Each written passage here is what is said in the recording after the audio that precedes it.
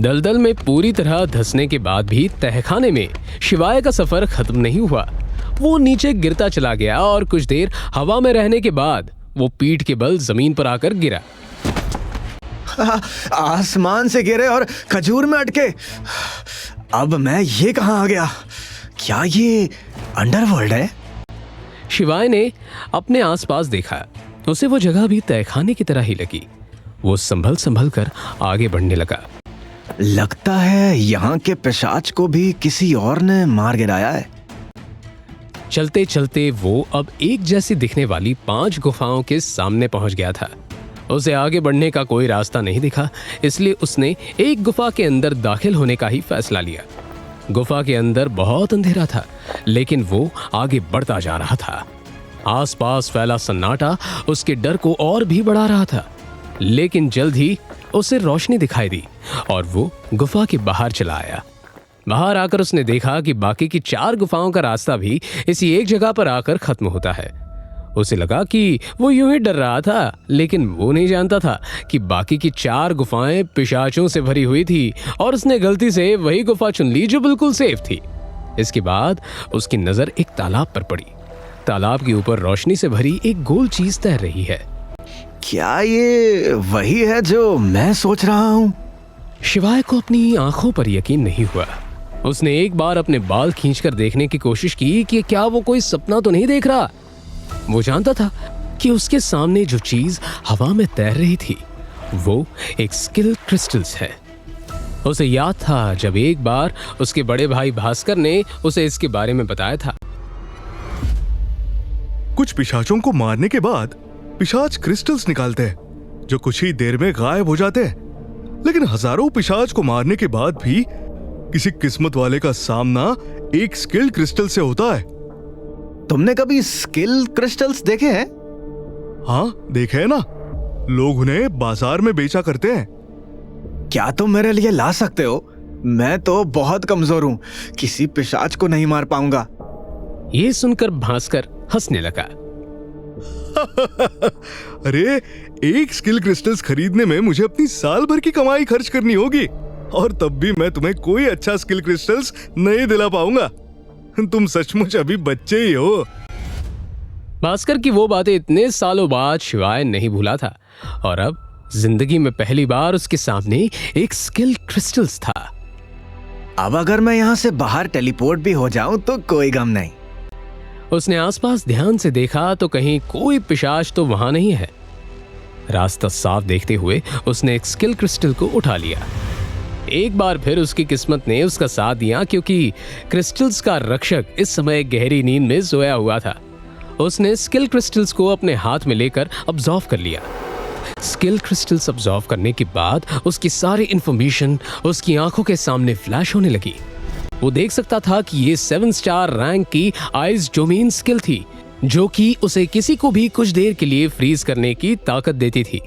हालांकि उसकी बॉडी अभी इतनी मैच्योर नहीं थी कि वो उसे इस्तेमाल कर सके। बताओ, ये भी कोई बात हुई? इस स्किल का इस्तेमाल करने के लिए मुझे कम से कम 4 स्टार रैंक तक पहुंचना होगा। शिवाय की सारी एक्साइटमेंट मिट्टी में मिल गई। अब वो यहाँ से बाहर निकलने का रास्ता ढूंढने लगा और जल्द ही उसे वहां एक ओपनिंग दिखाई दी। शिवाय के जाते ही वहां पर प्रोफेसर गौरांग टेलीपोर्ट होकर पहुंचे। जितना सोचा था, इस लड़के की किस्मत तो इससे भी ज्यादा अच्छी निकली। प्रिंसिपल ने ये स्किल क्रिस्टल्स किसी होनहार बच्चे के लिए यहाँ पर रखा था और ये आलसी लड़का इसे यूं ही ले गया। तभी तालाब के नीचे एक हरकत हुई। स्किल क्रिस्टल्स को प्रोटेक्ट करने वाला मॉन्स्टर स्नेक अपनी नींद से जाग गया और उसने देखा कि स्किल क्रिस्टल्स अपनी जगह पर नहीं है। उसने तालाब के बाहर अपना सर निकाला और उसे वहां पर प्रोफेसर गौरांग ही दिखाई दिए और उसने उन पर ही हमला कर दिया। प्रोफेसर गौरांग ये देखकर और भी उदास हो गए, क्योंकि शिवाय ने बिना इस पिशाच को हराए ही इसे हासिल कर लिया था। जब उसने उन पर हमला किया तो उन्होंने बहुत आसानी से उसे एक ही झटके में मार गिराया, लेकिन अब वो गहरी सोच में पड़ गए। अगर प्रिंसिपल को पता चला कि इस तरह के लड़के ने उनके कीमती स्किल क्रिस्टल्स को ले लिया है तो वो बहुत नाराज होंगे, और अगर ये लड़का अब आगे के चैलेंज पास नहीं कर पाया तो वो समझेंगे कि इसमें मेरी ही गलती है। प्रोफेसर ने हताश होकर उस ओपनिंग की तरफ देखा जहां से शिवाय निकला था। क्या मुसीबत है, अब मुझे ही इस लड़के की मदद करनी होगी। शिवाय अभी भी बिना कुछ सोचे आगे बढ़ता जा रहा था, लेकिन उसे नहीं पता था कि अब प्रोफेसर खुद उसका पीछा कर रहे थे। वो डिसअपॉइंट होकर उसे वहां यूं ही घूमते हुए देख रहे थे।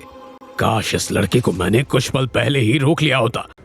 प्रोफेसर ने अब कुछ मंत्र पढ़ने शुरू किए, जिससे हवा में स्पिरिट एनर्जी की डेंसिटी बढ़ गई और एक शक्ति ने अचानक से शिवाय को खींचते हुए गायब कर दिया। इससे पहले वो कुछ समझ पाता, वो तहखाने के एक दूसरे कोने में प्रकट हो गया। शिवाय हैरान था और इधर उधर देख रहा था। क्या मुझे बाहर निकाल दिया गया है? इससे पहले कि शिवाय कुछ और सोच पाता, उसने किसी के आने की आवाज सुनी। उसने देखा कि उसके पीछे से अक्षय भागता हुआ उसके पास आ रहा था। ये देखकर शिवाय जितना हैरान था, उससे ज्यादा हैरान अक्षय था। उसे याद है कि उसने शिवाय को तहखाने में दाखिल होते हुए देखा था और उसके बाद से सबसे आगे वही था। अक्षय के पीछे से कनिष्क, लतिका और मीना भी भागते हुए आ रहे थे। ये उस भालू के आगे से कैसे यहाँ पहुंचा? मैंने तो उसे नहीं देखा। किसी के पास भी सोचने का वक्त नहीं था और वो सभी भागते हुए उसे पार कर गए। शिवाय को समझ आ गया कि वो फिनिशिंग लाइन के बहुत करीब है और वो भी उन चारों के पीछे पीछे दौड़ने लगा। शिवाय की किस्मत तो अच्छी थी, लेकिन उसकी रफ्तार अभी भी बहुत धीमी थी। जल्द ही कई और बच्चे पीछे से आकर उससे आगे निकल गए। प्रोफेसर ये देखकर अपना माथा पीटने लगा। ये लड़का क्या कर रहा है? इसे मैंने सबसे आगे रखा था। तहखाने के अंत में एक पोर्टल था, जिसके जरिए बच्चे वापस स्टेडियम में पहुंच रहे थे। सबसे पहले उसमें से अक्षय बाहर निकला और उसके बाद उसके तीनों साथी बाहर आए। शिवाय की इतनी मदद करने के बावजूद भी वो 36वें नंबर पर बाहर निकला। शिवाय को बाहर देखकर सभी हैरान थे, लेकिन कोई नहीं जानता था कि क्या हुआ। पहले 1000 बच्चों के बाहर आने के बाद बाकी सभी बच्चों को सीधा ही टेलीपोर्ट करके तहखाने से बाहर निकाल दिया गया। प्रोफेसर गौरांग ने बाहर आए बच्चों का स्वागत किया। बहुत अच्छे बच्चों, तुम लोग अब अगले राउंड में पहुंच चुके हो। प्रोफेसर की नजर एक बार शिवाय पर पड़ी और वो अपने दांत पीसने लगे।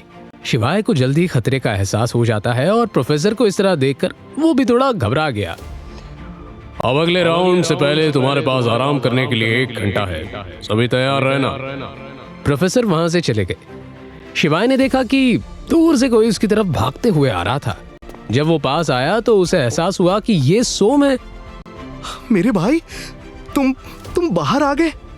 सोम की आंखों में आंसू थे। उसने शिवाय को गले से लगा लिया और इसके बाद बाकी लोगों की तरफ देखकर चिल्लाने लगा। देखा तुमने? ये मेरा भाई है, मेरा भाई। एक बार फिर उसने शिवाय को कसकर गले लगा लिया। उसकी जकड़ ऐसी थी कि शिवाय के लिए सांस लेना भी मुश्किल हो रहा था। मैंने तुम्हें शुरुआत में देखा था, तुम तो बहुत पीछे थे। आखिर तुमने बाहर आने का रास्ता कैसे ढूंढा? शिवाय ने हाथ से ऐसा इशारा किया जैसे ये कोई बड़ी बात नहीं है। तुम तो कहते थे ये चैलेंज बहुत मुश्किल है। जरा देखो कैसे कैसे बच्चों ने पहला राउंड पार कर लिया है। क्या मुझे इनके साथ मुकाबला करना पड़ेगा? अब हवा में मत उड़ो। ये पहला ही राउंड था, लेकिन आज बाबा काफी खुश होंगे। शिवाय को भी एहसास हुआ कि उसने शायद कुछ ज्यादा ही भूल दिया है। वो बाकी लोगों की तरफ देखने लगा जो साफ तौर पर उससे ज्यादा ताकतवर नजर आते थे। आराम करते हुए शिवाय ने भी कुछ खाने से मना कर दिया। एक दिन में इतनी बार टेलीपोर्ट होने के बाद वो उल्टी करने के बेहद करीब था। जल्द ही दूसरे राउंड के लिए सभी लोग एक बार फिर इकट्ठा होने लगे। क्या शिवाय की किस्मत आगे भी उसका यूं ही साथ देती रहेगी? क्या प्रोफेसर आगे भी उसे यूं ही धोखे से जिताते रहेंगे? इसके बाद शिवाय के साथ क्या हुआ, जानने के लिए सुनते रहिए योद्धा कुकू FM पर।